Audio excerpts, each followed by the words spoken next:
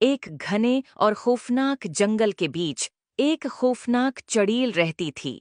इसकी झोंपड़ी दरख्तों के दरमियान छपी हुई थी और वहां हमेशा घनी धुंध छाई रहती थी जो कभी खत्म नहीं होती थी। चड़ील अपनी खतरनाक जादुई ताकतों और बच्चों को पकड़कर खाने की बड़ी आदत की वजह से मशहूर थी। करीब के गांव में दो बहादुर बहन भाई माया और अहमद रहते थे। उन्होंने चड़ील के खौफनाक किस्से सुने थे मगर उन पर कभी यकीन नहीं किया। एक दिन दोपहर को उनकी तजस्सुसियत बढ़ गई और उन्होंने काली वादी के किनारे का जायजा लेने का फैसला किया। जैसे जैसे वो जंगल में आगे बढ़े उन्होंने रोशन सरखबीर का एक रास्ता देखा जो मजीद जंगल की तरफ जा रहा था। खतरे से बेखबर ये रास्ता उन्हें सीधा चड़ील की छिपी हुई झोंपड़ी तक ले गया। चड़ील अपने लंबे उलझे हुए बालों और तारीक गहरी आंखों के साथ सायों में छिपी हुई उन्हें देख रही थी और उसके चेहरे पर एक मकरुआ मुस्कुराहट थी। उसने एक जादू किया जिससे उसकी झोंपड़ी का दरवाज़ा खटाक से खुल गया। आओ अंदर आओ प्यारे बच्चों, चुड़ील ने एक मीठे अंदाज में कहा। मेरे पास मज़ेदार मिठाइयाँ और जादुई चीज़ें हैं जो तुम्हें दिखाऊंगी। मिठाई के लालच में माया और अहमद अंदर चले गए।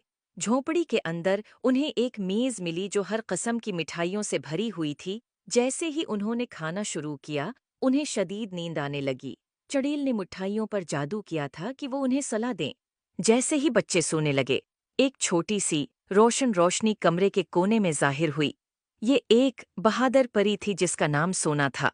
वो जंगल पर नजर रख रही थी और उसने बच्चों के खतरे को महसूस किया। सोना ने अपनी नन्ही छुरी से एक ताकतूर जादू किया जिसने बच्चों पर लगी जादुई नींद को तोड़ दिया।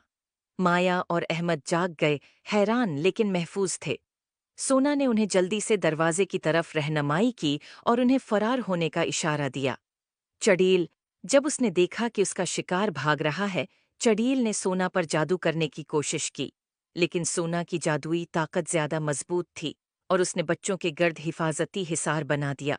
अपनी छुरी के एक और वार से सोना ने चड़ील को एक तितली में तब्दील कर दिया।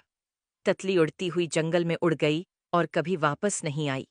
सोना ने मुस्कुराकर बच्चों से कहा, अब तुम महफूज हो।